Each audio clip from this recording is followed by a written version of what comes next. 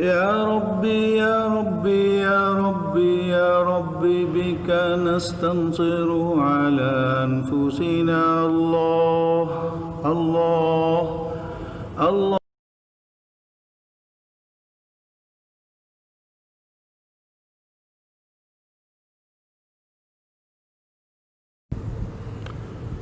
بسم الله الرحمن الرحيم.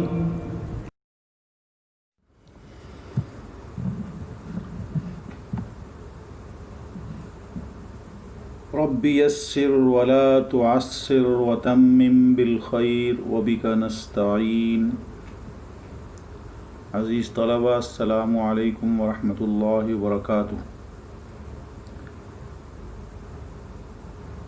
گزشتہ سبق میں یعنی پہلے لیکچر میں ہم نے سورۃ الممتحنہ شروع کی اور سورۃ الممتحنہ کی پہلی آیت کے مشکل الفاظ کے معانی اور اس کا ترجمہ سیکھا، اور اس کے ترجمے میں آنے والی گرامر کے ایک مسئلے کو سیکھا، یعنی ہم نے شرطیہ جملہ سیکھا کہ شرطیہ جملہ کیا ہوتا ہے. آج انشاءاللہ تبارک و تعالی ہم سورۃ الممتحنہ کی اگلی 2 آیات کو سیکھیں گے. اگلی 2 آیات کے مشکل الفاظ کے معانی اور اس کا ترجمہ سیکھیں گے، لیکن اس سے پہلے ہم ابتدا کریں گے سورۃ الممتحنہ کی پہلی آیت کے شان نزول سے. جی عزیز طلبہ، آئیے سورۃ الممتحنہ شروع کرتے ہیں. سورۃ الممتحنہ کا شان نزول، سورۃ الممتحنہ کی پہلی آیت تلاوت کریں. سورۃ الممتحنہ کی پہلی آیت: اعوذ باللہ من الشیطان الرجیم، بسم اللہ الرحمن الرحیم. يا أيها الذين آمنوا لا تتخذوا عدوي وعدوكم أولياء تلقون إليهم بالمودة وقد كفروا بما جاءكم من الحق يخرجون الرسول وإياكم أن تؤمنوا بالله ربكم إن كنتم خرجتم جهادا في سبيلي وابتغاء مرضاتي تسرون إليهم بالمودة وأنا أعلم بما أخفيتم وما أعلنتم ومن يفعله منكم فقد ضل سواء السبيل. صدق اللہ العظیم. عزیز طلبہ، سورۃ الممتحنہ کا پہلا جملہ یا ایھا الذین آمنوا لا تتخذوا عدوی وعدوکم اولیاء، اس جملے میں اللہ تعالیٰ فرما رہے ہیں مومنوں، میرے اور اپنے دشمنوں کو دوست مت بناؤ. اللہ تعالیٰ نے ایسے کیوں کہا؟ کون لوگ اپنے دشمنوں کو اور اللہ کے دشمنوں کو دوست بنا رہے تھے، اور کن لوگوں کو دشمن کہا گیا؟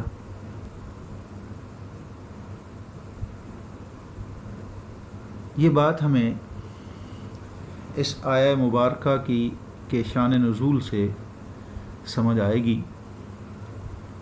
اس آیہ مبارکہ کے شان نزول میں مختلف مفسرین نے جو کچھ لکھا ہے وہ آج ہم سیکھتے ہیں. اس کا مختصر سا خلاصہ اس لیکچر 2 میں ہم سیکھیں گے. تو ابتدا کریں گے 5 ہجری سے. 5 ہجری میں غزوہ احزاب کی فتح حاصل ہوئی. غزوہ احزاب کی عظیم فتح کے بعد نبی الملاحم حضرت محمد صلی اللہ علیہ وسلم نے فرمایا آج کے بعد قریش کو ہم پر حملہ کرنے کی ہمت نہ ہوگی، اب ہم ان پر حملہ کریں گے اور ہم مکہ فتح کریں گے، اس کے لیے ہماری تیاریاں خفیہ ہوں گی۔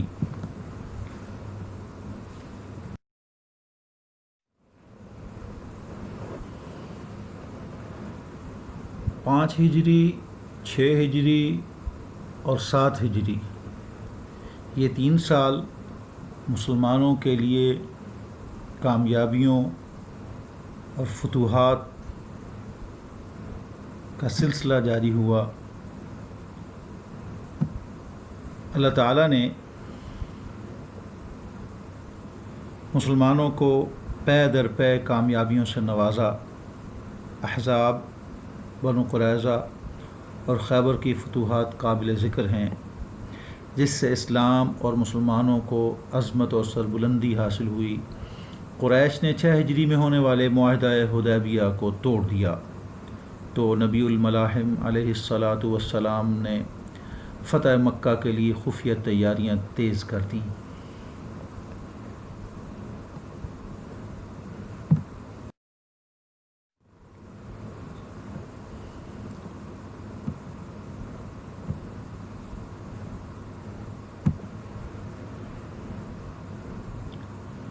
مکہ مکرمہ سے ابو عمر بن سیفی بن ہشام بن عبد مناف کی لونڈی سارہ جو مغنیہ تھی مدینہ طیبہ رسول اللہ صلی اللہ علیہ وسلم کے پاس آئی، جبکہ رسول اللہ صلی اللہ علیہ وآلہ وسلم فتح مکہ کے لیے لشکر کی تیاری میں مصروف تھے۔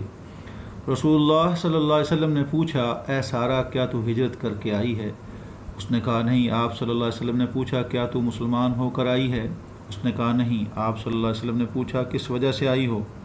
اس نے کہا آپ لوگ ہی میرے آقا اصل اور خاندان تھے، میں سخت مصیبت کا شکار ہو گئی ہوں، واقعہ بدر کے بعد مجھ سے کسی نے گانے کا مطالبہ نہیں کیا، اے اللہ کے رسول صلی اللہ علیہ وسلم میری مدد فرمائیں۔ رسول اللہ صلی اللہ علیہ وسلم نے بنو عبد المطلب اور بنو مطلب کو اس کی مدد کے لیے فرمایا تو انہوں نے اسے مال عطا کیا، لباس دیا اور سواری دی اور وہ مکہ کی طرف روانہ ہو گئی۔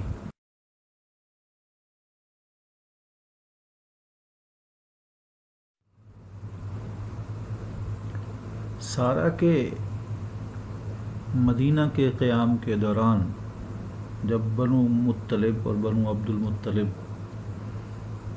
سارہ کی مدد کر رہے تھے، اسی دوران جبکہ نبی کریم صلی اللہ علیہ وسلم مکہ پر فیصلہ کن چڑھائی کی تیاری کر رہے تھے اور حضور صلی اللہ علیہ وسلم مکہ پر چڑھائی کا منصوبہ مکمل طور پر خفیہ رکھنا چاہتے تھے تاکہ قریش کو اس بارے میں کوئی پیشگی اطلاع نہ ملنے پائے، لیکن ایک صحابی حضرت حاطب بن ابی بلتع رضی اللہ عنہ سے یہ بہت بڑی غلطی سرزد ہوئی کہ انہوں نے سرداران قریش کو ایک خفیہ خط کے ذریعے اس اہم جنگی راز کی اطلاع کرنے کی کوشش کی۔ انہوں نے سارہ کو کہا میں تجھے 10 دینار اور دھاری دار چادریں دوں گا اگر تم میرا یہ خط مکمل رازداری کے ساتھ قریش مکہ تک پہنچا دو۔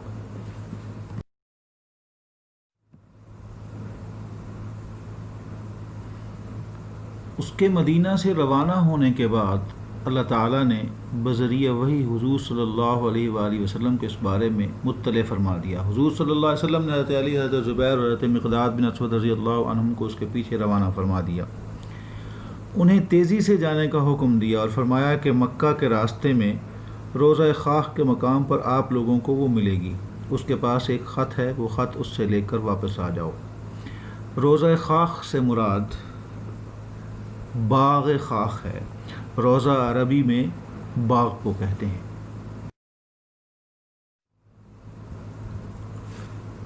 حضرت علی رضی اللہ تعالی عنہ اپنے ساتھیوں کے ہمراہ تیز رفتاری کے ساتھ سفر کرتے ہوئے حضور صلی اللہ علیہ وسلم کی بتائی ہوئی جگہ پر پہنچے تو وہ عورت وہاں موجود تھی۔ آپ رضی اللہ تعالیٰ عنہ نے خط مانگا تو اس نے لا علمی کا اظہار کیا۔ آپ رضی اللہ تعالیٰ عنہ نے فرمایا کہ اللہ کے رسول صلی اللہ علیہ وسلم کی دی گئی اطلاع غلط نہیں ہو سکتی، لہٰذا تم سیدھے طریقے سے خط ہمارے حوالے کر دو۔ ورنہ ہم تمہیں برہنہ کر کے تمہاری تلاشی لیں گے۔ اس پر اس نے خط اپنی چٹیا سے نکال کر آپ رضی اللہ تعالیٰ عنہ کے حوالے کر دیا۔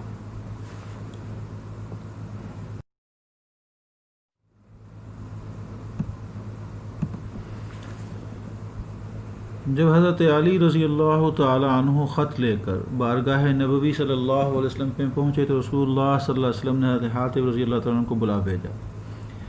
بارگاہ رسالت میں حضرت حاطب رضی اللہ تعالیٰ عنہ کے پہنچنے پر آپ صلی اللہ علیہ وسلم نے پوچھا، اے حاطب یہ کیا ہے؟ عرض کی، رسول اللہ صلی اللہ علیہ وسلم میرے متعلق جلدی نہ فرمائیے۔ جو مہاجرین آپ صلی اللہ علیہ وسلم کے ساتھ ہیں ان کے رشتہ دار مکہ میں جو ان کے اہل کی حفاظت کرتے ہیں، جبکہ میرا وہاں کوئی نہیں، تو میں نے یہ چاہا کہ میں ان پر ایک ایسا احسان کر دوں جس کی وجہ سے وہ میرے رشتہ داروں کی حفاظت کریں۔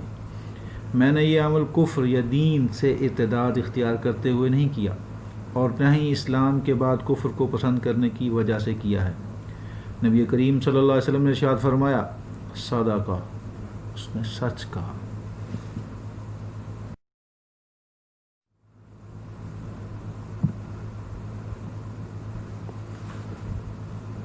حضرت حاطب رضی اللہ تعالیٰ عنہ کی بات مکمل ہونے پر حضرت عمر رضی اللہ تعالیٰ عنہ نے عرض کی، یا رسول اللہ صلی اللہ علیہ وسلم مجھے اجازت دیجیے میں اس منافق کی گردن اڑا دوں۔ حضور صلی اللہ علیہ وسلم نے فرمایا، نہیں، حاطب سے غلطی ضرور ہوئی ہے لیکن یہ بدری صحابی ہیں، اور اللہ تعالیٰ تمام بدری صحابہ رضی اللہ عنہم کے اگلے پچھلے تمام گناہ معاف کر چکا ہے، امید ہے وہ اس کی یہ خطا بھی معاف فرما دے گا۔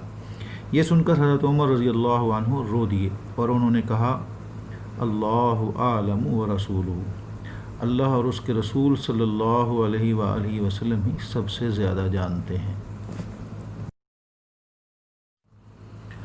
عزیز طلبہ، یہ وہ واقعات تھے جو سورۃ الممتحنہ کی پہلی آیت کے پہلے جملے کے متعلق تھے۔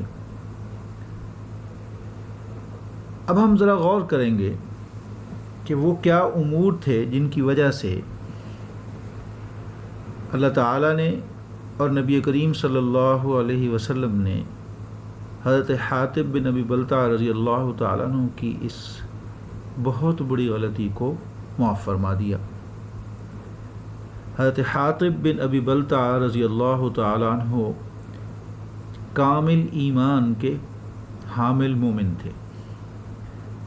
حضرت حاطب بن ابی بلتع رضی اللہ تعالی عنہ انتہائی مخلص مسلمان اور بدری صحابی تھے۔ وہ صلح حدیبیہ کے موقع پر بھی نبی کریم صلی اللہ علیہ وسلم کے ساتھ تھے۔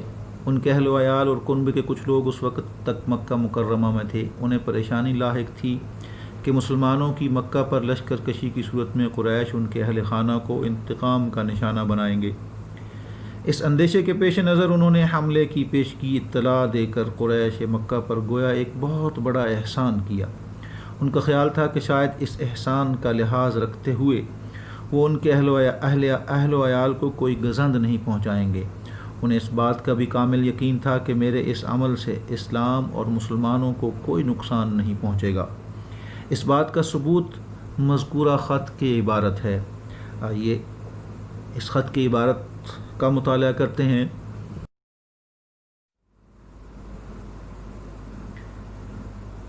اس خط میں حضرت حاطب بن ابی بلتع رضی اللہ تعالی عنہ نے اما بعد لکھنے کے بعد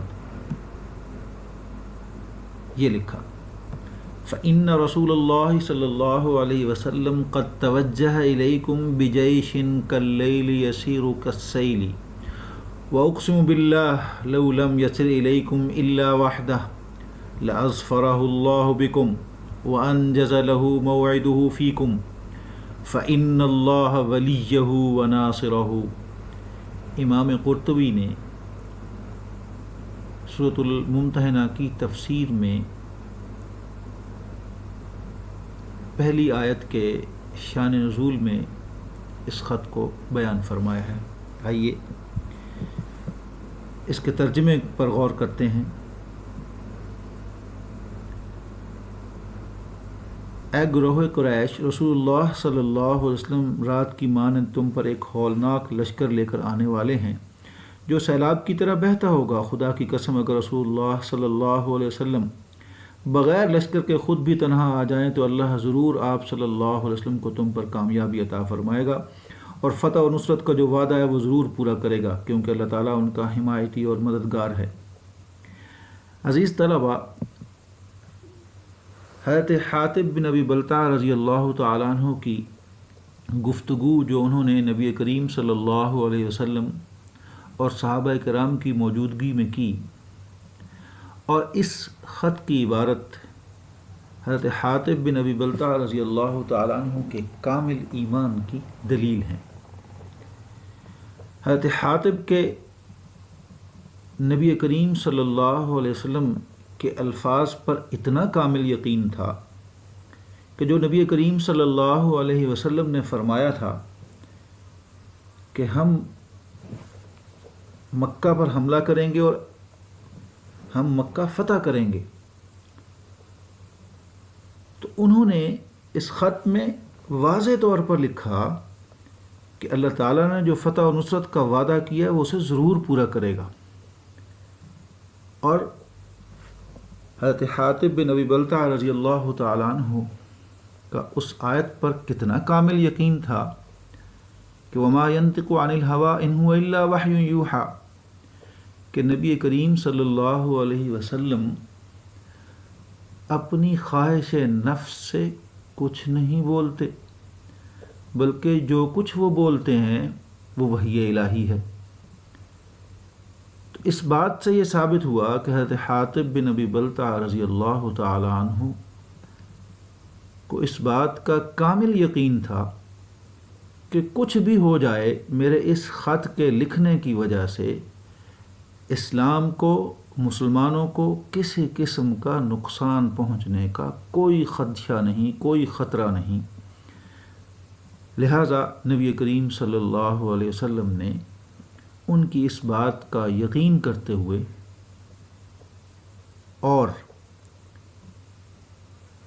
بلکہ یقین سے بھی بات میں یہ کہوں گا کہ نبی کریم صلی اللہ علیہ وسلم نے یقین کیا، کہا صدقہ، اور پھر حضرت عمر فاروق رضی اللہ تعالیٰ عنہ نے جو کہا اس کے جواب میں جو نبی کریم صلی اللہ علیہ وسلم نے کہا وہ اس بات کی دلیل ہیں کہ اللہ تعالیٰ بھی انہیں معاف کر چکا ہے کہ وہ بدری صحابی ہیں۔ اللہ تعالیٰ ہمیں صحابہ کرام کے نقش قدم پر چلنے کی توفیق عطا فرمائے۔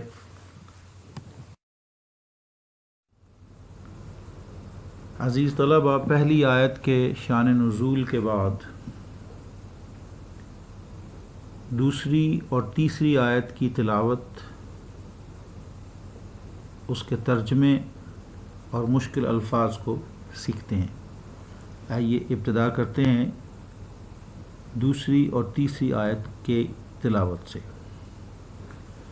اعوذ باللہ من الشیطان الرجیم، بسم اللہ الرحمن الرحیم۔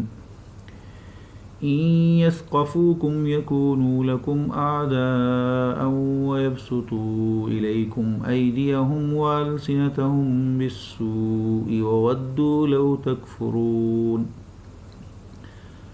لن تنفعکم ارحامکم ولا اولادکم یوم القیامہ یفصل بینکم واللہ بما تعملون بصیر۔ صدق اللہ العظیم۔ عزیز طلبہ، آئیے ان دو آیات کے مشکل الفاظ کے معانی سیکھتے ہیں۔ ان یثقفوکم، اگر وہ تم پر قابو پا جائیں، تم پر قدرت پا لیں، تمہیں مفتوح بنا لیں، تمہیں شکست دے دیں۔ یبسطوا، وہ پھیلاتے ہیں یعنی وہ چلاتے ہیں، ایدیہم، ان کے ہاتھ، السنتہم، ان کی زبانیں، السوء، برائی، برا۔ ودو، وہ چاہتے ہیں، لن تنفعکم، تمہیں ہرگز نفع نہ دیں گے، تمہیں ہرگز فائدہ نہ دیں گے، ارحامکم، تمہارے رشتے ناتے یعنی رشتہ دار، یفصل وہ فیصلہ کرے گا. اب ان دو آیتوں ترجمے کی طرف آتے ہیں. ان دو آیتوں کا جملہ جملہ ترجمہ سیکھتے ہیں. ان یثقفوکم یکونوا لکم اعداء، ان اگر یثقفوکم وہ تم پر قدرت پا لیں، یکونوا وہ ہو جائیں گے، لکم تمہارے، اعداء دشمن. حضرت حاطب بن ابی بلتع رضی اللہ تعالی عنہ نے قریش مکہ کو اس لیے خط لکھا کہ قریش مکہ میرے اس خط کی وجہ سے، میرے اس احسان کی وجہ سے میرے دوست بن جائیں گے، اور میرے اہل و عیال ان کی دوستی کی وجہ سے، ان پر اس احسان کی وجہ سے محفوظ اور مامون ہو جائیں گے. لیکن اللہ تعالیٰ فرما رہے ہیں اگر وہ تم پر قدرت پا لیں تو وہ تمہارے دشمن ہو جائیں گے. اس آیت کے اس جملے کا محاورہ ترجمہ ہوگا اگر یہ کافر تم پر قدرت پا لیں تو تمہارے دشمن ہو جائیں. پھر کیا کریں؟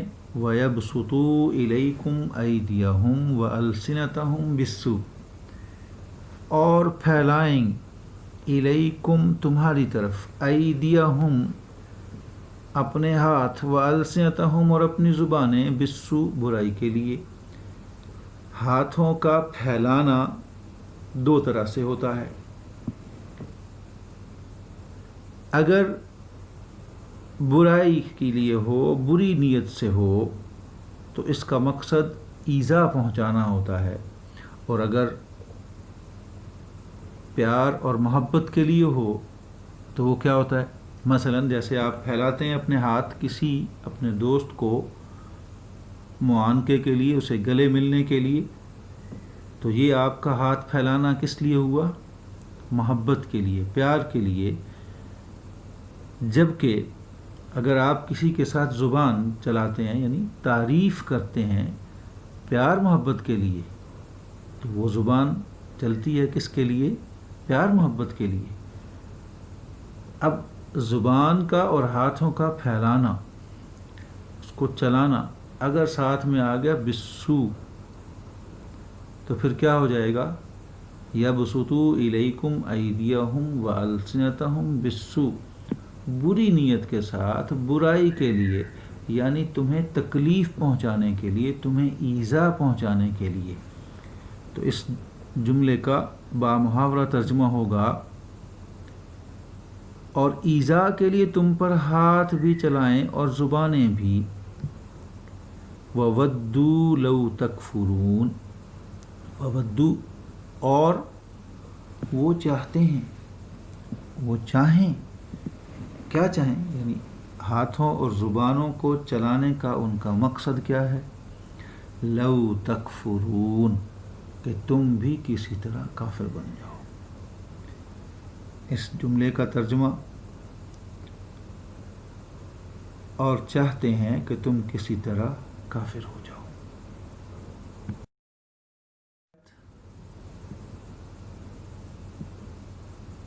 لن تنفعکم ارحامکم ولا اولادکم یوم القیامہ. لن تنفعکم، ہرگز تمہیں نفع نہ ہوگا، ہرگز تمہیں فائدہ نہ دے گی.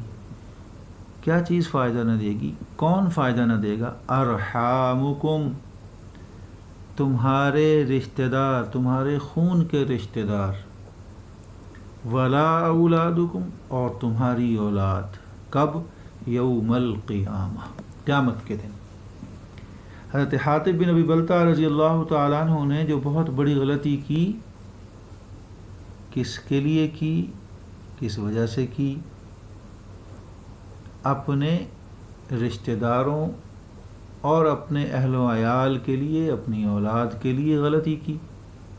تو اللہ تعالیٰ فرما رہے ہیں لن تنفعکم ارحامکم ولا اولادکم یوم القیامہ. کہ قیامت کے دن نہ تمہارے رشتہ دار تمہارے کام آئیں گے اور نہ تمہاری اولاد کوئی فائدہ پہنچا سکے گی۔ اس جملے کا بامحاورہ ترجمہ ہوا، قیامت کے دن نہ تمہارے رشتے ناتے کام آئیں گے نہ اولاد۔ کیوں کام نہیں آئیں گے؟ اللہ تعالیٰ فرماتے ہیں یفصل بینکم، وہ تمہارے درمیان فیصلہ کر دے گا۔ یفصل، وہ فیصلہ کر دے گا، بینکم، تمہارے درمیان، یعنی گناہ گار الگ ہو جائیں گے، نیکوکار الگ ہو جائیں گے، نیک الگ اور بدکار الگ۔ قیامت والے دن اللہ تعالیٰ اعلان فرمائیں گے وَامْتَازُوا الْيَوْمَ أَيُّهَا الْمُجْرِمُونَ، اے مجرموں آج کے دن الگ ہو جاؤ۔ اس جملے کا بامحاورہ ترجمہ کیا ہوگا؟ اس روز وہی تم میں فیصلہ کرے گا۔ واللہ بما تعملون بصیر، واللہ، اور اللہ تعالیٰ، بما، جو کچھ، تعملون، تم عمل کرتے ہو، تم کام کرتے ہو، بصیر، دیکھتا ہے، دیکھ رہا ہے۔ کیا مطلب؟ کوئی کام کسی کو بتا کر کیا جائے، خفیہ کیا جائے، پوشیدہ کیا جائے، علی الاعلان کیا جائے، اللہ تعالیٰ ہر طرح سے دیکھ رہا ہے، ہر کام کو دیکھ رہا ہے۔ حضرت حاطب بن ابی بلتع رضی اللہ تعالیٰ عنہ نے خفیہ طور پر، پوشیدہ طور پر سارہ کو خط دینے کی، رازداری کے ساتھ خط دینے کی کوشش کی اور کہا کہ رازداری سے قریش تک پہنچا دو، تو اللہ تعالیٰ نے اپنی قدرت کا یہاں ذکر کیا کہ اللہ تعالیٰ سے کوئی چیز چھپائی نہیں جا سکتی۔ واللہ بما تعملون بصیر، اور جو کچھ تم کرتے ہو اللہ جل جلالہ اسے دیکھتا ہے۔ عزیز طلبہ، آج کے سبق کے متعلق اہم سوالات جنہیں آپ نے تیار کرنا ہے،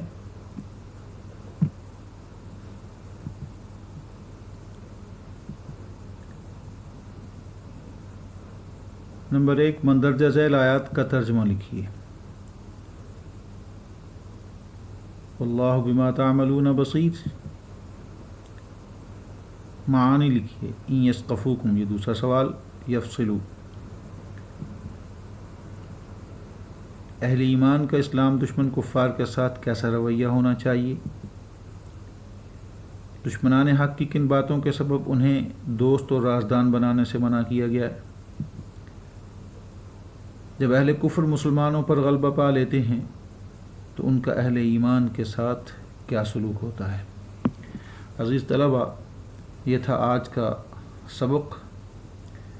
آج کے سبق میں ہم نے جو واقعات بیان کیے، جو کچھ ہم نے سیکھا، اس کے لیے میں نے بہت ساری کتابوں کا مطالعہ کیا۔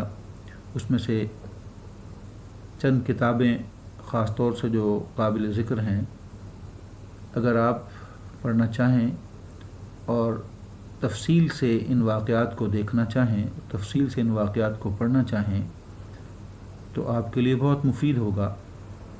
وہ کتابیں کون کون سی ہیں؟ توجہ فرمائیں۔ تفاسیر قرآن مجید میں سب سے اہم جو آج کے سبق کے لحاظ سے تفسیر قرطبی، جو ابو عبداللہ محمد بن احمد بن ابو بکر اندلسی قرطبی کی تفسیر ہے، انہوں نے یہ لکھی ہے۔ دوسری تفسیر، تفسیر ابن کثیر، حضرت حافظ عماد الدین ابو الوفا ابن کثیر رحمہ اللہ۔ تیسری تفسیر معارف القرآن، حضرت مولانا مفتی محمد شفیع رحمہ اللہ۔ چوتھی تفہیم القرآن، سید ابو الاعلیٰ مودودی رحمہ اللہ کی ہے۔ اس کے بعد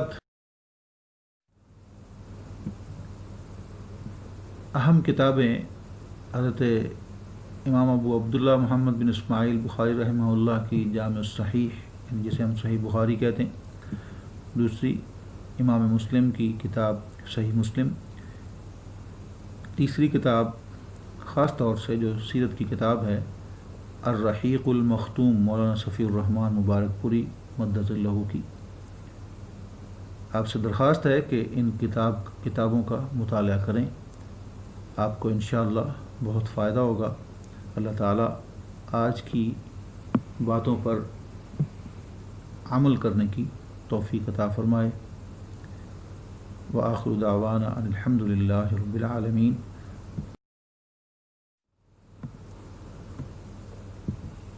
والسلام علیکم ورحمۃ اللہ وبرکاتہ۔